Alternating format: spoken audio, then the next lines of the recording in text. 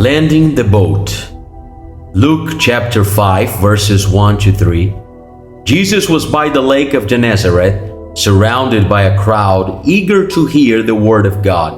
He noticed two boats by the lake, with fishermen cleaning their nets.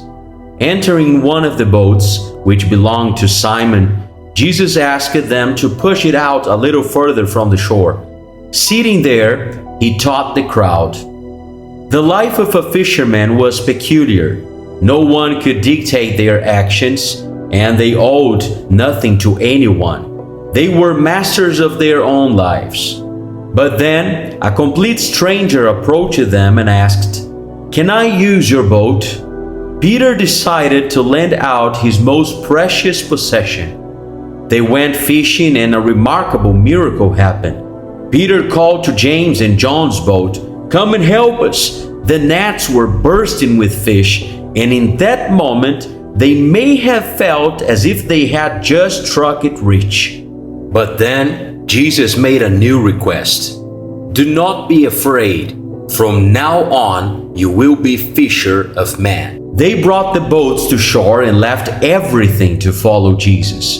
Jesus doesn't need to rescue from the mud to reveal his goodness. He offers something greater even when everything seems fine. Peter put his trust in the man who appeared to be just special. He gave up his business, his freedom, and his modest attire to see what Jesus had in store. Through Peter, Jesus performed extraordinary deeds. He didn't just multiply bread, he healed, freed, and even raised the dead. Jesus has an intimate circle of relationship. Some witness miracles while others receive them, but only a few walk on water. Few sit at the table with him. Peter went from a successful fisherman into someone who dined at the table of the Almighty. He went from fishing to experiencing an intimate relationship with the Creator, even inviting Jesus to build shelters on the Mount of Transfiguration. Peter never imagined that the day he lent his boat would mark the beginning of his journey with God. In the beginning, Peter may have hesitated, but he eventually realized, "I'm walking with Jesus. I'm becoming part of his inner circle. I'm climbing mountains with God."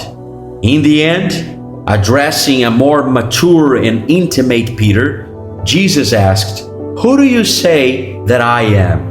And Peter replied, "You are the Christ." So don't cling to vanity, pride, or greed.